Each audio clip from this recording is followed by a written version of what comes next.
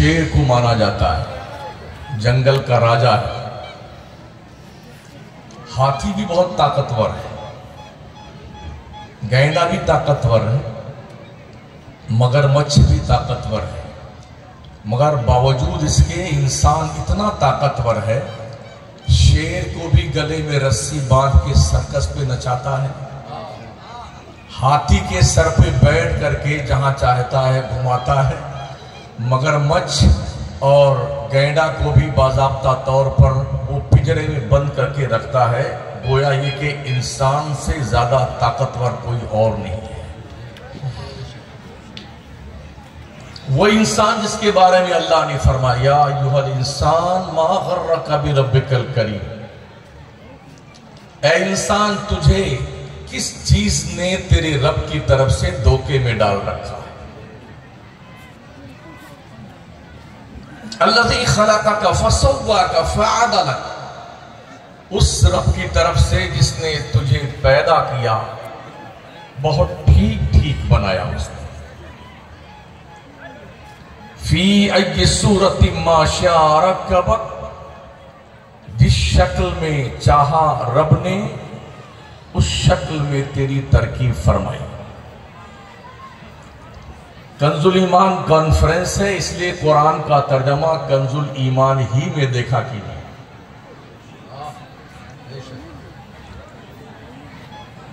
क्योंकि उर्दू जबान की शहकार,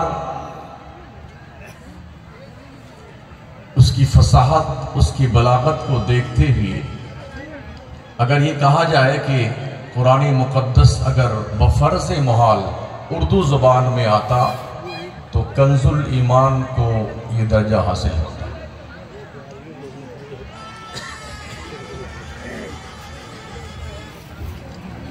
इमाम अहले सुन्नत सय्यदी सरकार आला हज़रत फाज़िल बरेलवी रज़ियल्लाहु तआला अन्हु व अर्दाहु अन्ना ने अपने तकरीबन 68 साला हयात तैयबा के जो दिन रहे हैं, उम्मत मुस्लिमा को हर 4 घंटे पे इमाम अहमद रज़ा ने एक किताब अता फरमाई। आला हज़रत को दुनिया ने पीर की हैसियत से नहीं पहचाना है।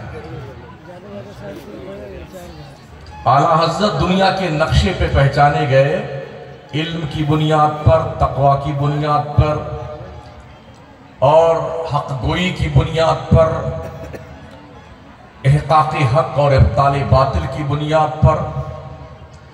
दुनिया के नक्शे पे आज की तारीख में अगर कोई साइंसदान होता तो इमाम अहमद रज़ा की बारगाह का खोशाची होता। मगर अफसोस ये कि जिस मर्द कलंदर ने दुनिया के नक्शे पे अहले सुन्नत वल जमाअत को एक नई समत और एक नई शनाख्त अता फरमाई, उस मर्द कलंदर को हमने सिर्फ दुआ, तावीज़, मीलाद, फातिहा, नजर नियाज की हैसियत से दुनिया के सामने मुतारफ करवाया। नतीजा ये हुआ, वो लोग जो इमाम अहले सुन्नत के सामने बिल्कुल बौने हैं, उनकी जमाअत के लोगों ने उनकी किताबों को इतना हाईलाइट किया, दुनिया ने समझा इनसे बड़ा कोई राइटर नहीं है।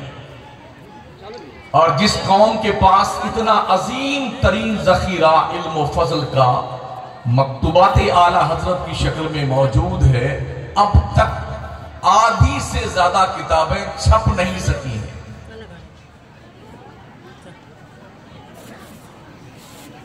जितने भी राइटर हमारे अहले सुन्नत वल जमात के आज की तारीख में दिखते हैं,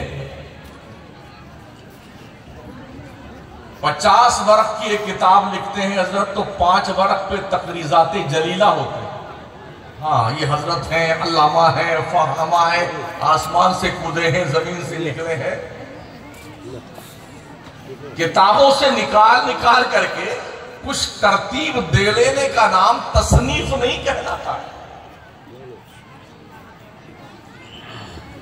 अपनी शख्सियत को चमकाने के लिए, उजागर करने के लिए बहुत सारे लोगों ने किताबचे शाया किए। काश इमाम अहले सुन्नत की किताबों को सही मानों में दुनिया की मुख्तलिफ जबानों में ट्रांसलेट करके दुनिया में बिखेर दिया गया होता, अल्लाह की इज्जत की कसम इतने बड़े जलसे हमें करने की जरूरत नहीं पेश आती है। बहुत अच्छे, माशाअल्लाह। हमें पूरी रात चीख पुकार करने की जरूरत नहीं पेश आती। मगर ऐ बसा आरज़ू की खाकशुदा लोग बरेली शरीफ को किस हैसियत से पहचानते और पहचानवाते हैं? बोले बरेली शरीफ वो जहां पर अंगूठियां मिलती हैं, बरेली शरीफ वो जहां पर चांदी के पतरे पे तावीज़ात लिखी जाती हैं, बरेली शरीफ वो जहां पर ये मिलता है वो मिलता है। जबकि बरेली शरीफ वो नहीं है जो बरेली की शनाख्त और पहचान कायम हुई है इल्म, फजल, तकवा और परहेजगारी की बुनियाद पर, मगर हमने इसे पर्दे खिफा में रखा हुआ है और बरेली का परचम उठा करके अपने चेहरे पर बरेली का गाजा मल करके दुनिया ने अपनी दुनिया को चमकाई है, मगर इमाम अहमद रजा की नमक हरामी की है।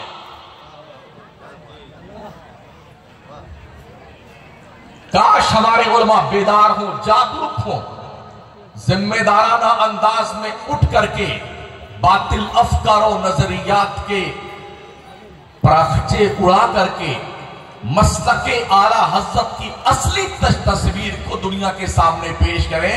ए दुनिया वालों, मसलके आला हज़रत वो नहीं है जो तुम तक पहुंचाया गया, मसलके आला हज़रत वो है जिसको क्लीन तौर पर हम दुनिया के सामने पेश करना चाहते हैं। आज इस बात की बड़ी शदीद जरूरत है।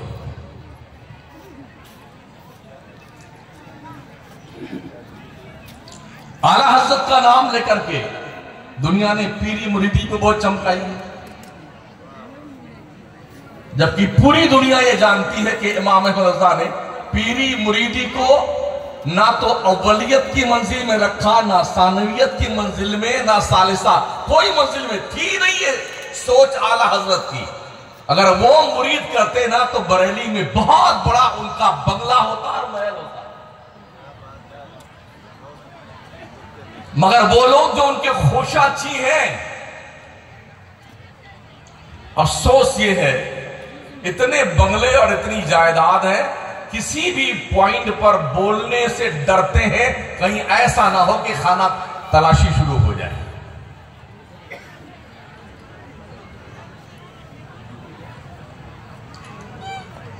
मुझे बड़ी खुशी हुई आपके यहां के हालात देख करके कि यहां पर हिंदू मुस्लिम सारे लोग बहुत मोहब्बत से मिल के रहते हैं। इस्लाम इसी मजहब का नाम है, जियो और जीने दो। जिंदाबाद जिंदाबाद।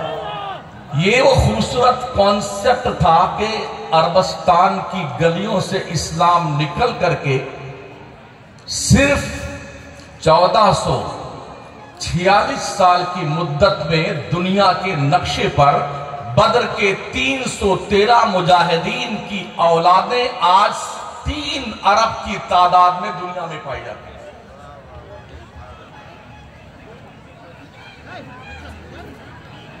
जिस तरह से दुनिया में हर 5वां इंसान मुसलमान है, बदकिस्मती से ऐसे ही हर 5वां मुसलमान दलाल और मुखबिर।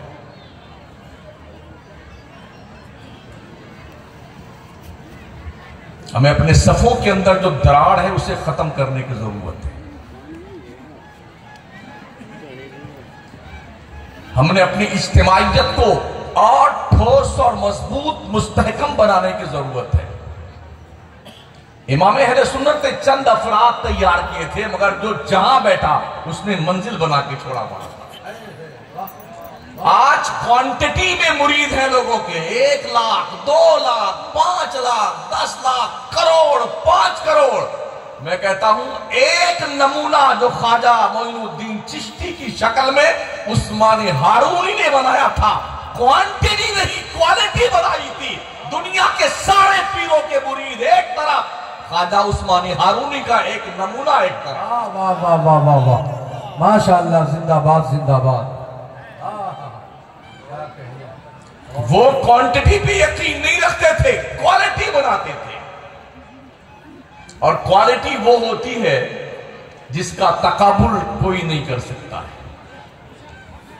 शायद एक खेती बाड़ी का काम यहां होता है, खेत है, कभी गेहूं बोया जाता होगा, कभी धान बोया जाता होगा।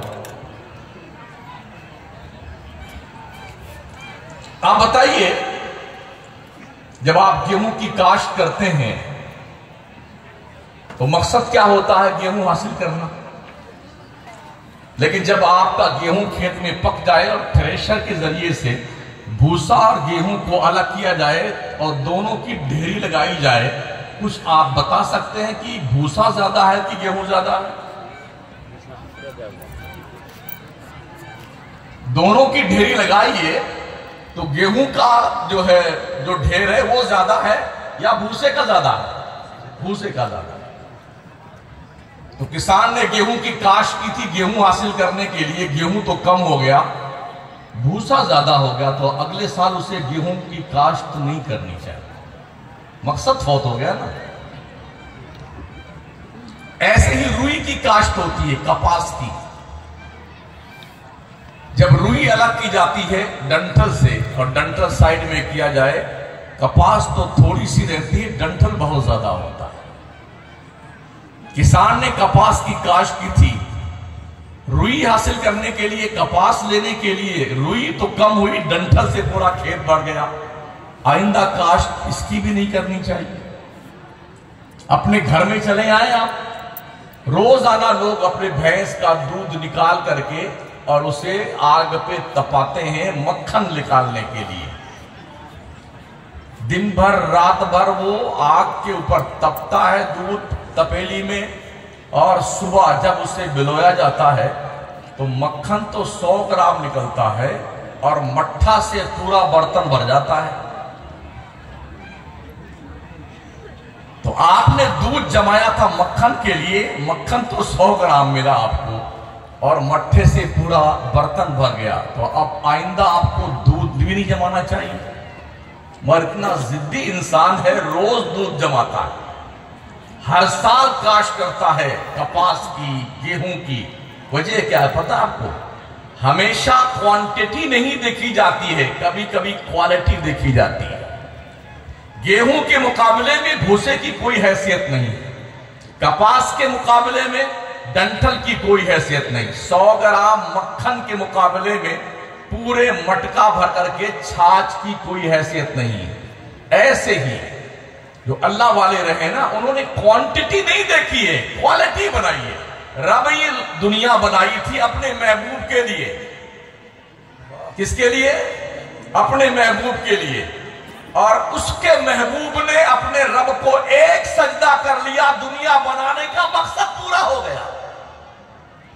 दुनिया बनाने का मकसद पूरा हो गया, इसलिए कि महबूब का सजदा इतना बेयारी है कि उसके मुकाबले में कोई सजदा लाया नहीं जा सकता।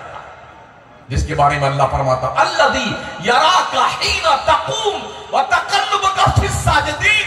ऐ प्यारे महबूब, जिस वक्त तू खड़ा होता है रब के दरबार में, तो तेरा रब सिर्फ तुझी को देखता है, सिर्फ तुझी को देखता है। और जिस वक्त तू अपने अहबाब के साथ झुरमुट मार के रब को सजदा कर रहा होता, तब भी तेरा मेरे परवरदिगार सिर्फ तुझको देखता है। इसलिए कि दुनिया में है भी क्या चीज देखने के लायक महबूब के सिवा? है कि नहीं? हर शख्स को अपना महबूब बड़ा अजीज होता है, बड़ा प्यारा होता है, बड़ा दुलारा होता है। लोग बहुत प्यार करते हैं अपने महबूब से। ए दुनिया के लोगों, अल्लाह का भी एक महबूब है, वो भी इतना प्यारा है, इतना प्यारा है। अल्लाह जब देखता है तो अपने महबूब को देखता है। यूं तो हमेशा देखता ही रहता है, मगर अपने महबूब की जो उसने कदर व मंजिलत बढ़ाई है ना, उस महबूब को आप भी देख, जिसने भी देखा ना, एक झलक ईमान की नजर से मुस्तफा का जमाले जहां आड़ा देखने वाला बंदा सहाबियत के मनसब पे फाइज होता है। और सहाबी उस मुसलमान को कहते हैं जो जिंदगी में एक मुट्ठी जौ सदका कर दे अल्लाह के राह में, पूरी दुनिया जमीन भर का सोना खर्च करे तो सहाबी के मुट्ठी भर जौ सदका कर करने के बराबर नहीं हो सकता है।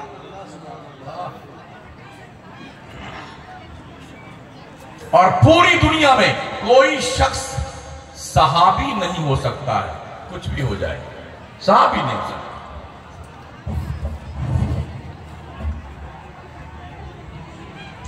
सवाब अल्लाह करीम ने एक नजर हुजूर के चेहरे को ईमान से देखने में जो सवाब रखा है, अगर करोड़ों साल कोई सजदा और इबादत करे अल्लाह के लिए, तो वो एक नजर ईमान से चेहरे मुस्तफा देखने के सवाब के बराबर नहीं हो सकता।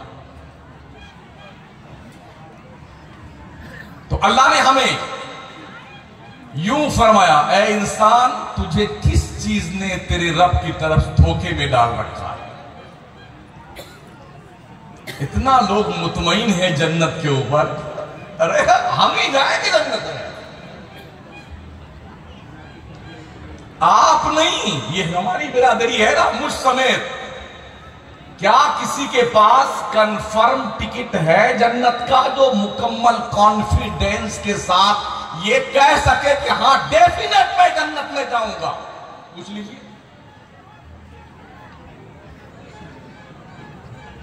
फिर और सुन्नियों, तुम नमाजें क्यों नहीं पढ़ते हो? अल्लाह को राजी करने के लिए कोशिश क्यों नहीं करते? अपनी जिंदगी के वक्त बर्बाद क्यों करते? दीन मुस्तफा की डगर पर चलने के लिए इकदाम क्यों नहीं करते? अपने खलवतो जलवत को क्लीन करके रब की रजा का तोहफा लेने के लिए सह पैगम और जोहदे मुसलसल के साथ आगे क्यों नहीं बढ़ते? कभी आपने सोचा? उसकी वजह क्या है? बहुत सारे लोग जन्नत ही बांटते फिरते हैं। हाँ, जन्नत बांटते हैं, और इतना खप्त कॉन्सेप्ट पैदा हो गया है इस हवाले से कि पीर साहब जन्नत जरूर देंगे। और अफसोस इस बात का है, गुज़िश्ता 50-60 साल से जो हमने देखा है, 61 साल की मेरी उम्र है, हमारे उलमा ने अपने पैरों पे इसी तरह कुल्हाड़ियां मारी, अरे हजरत से मुरीद हो जाओ, ये तुम्हें जरूर जन्नत में लेके जाएंगे। जबकि हजरत को खुद पता नहीं कि हजरत जाएंगे जन्नत में नहीं जाए।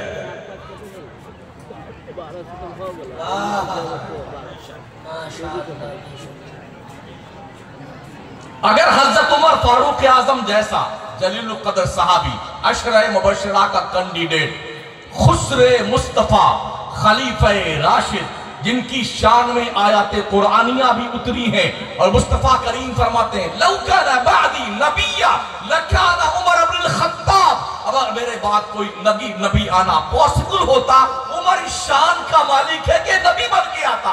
वो कहते हैं, अगर हश्र में अल्लाह ने यह ऐलान किया कि मैंने सबको बख्श दिया मगर एक को नहीं बख्शा, हजरत उमर फरमाते हैं, मुझे डर लगता है कहीं उमर तो नहीं है जो बख्शा नहीं गया।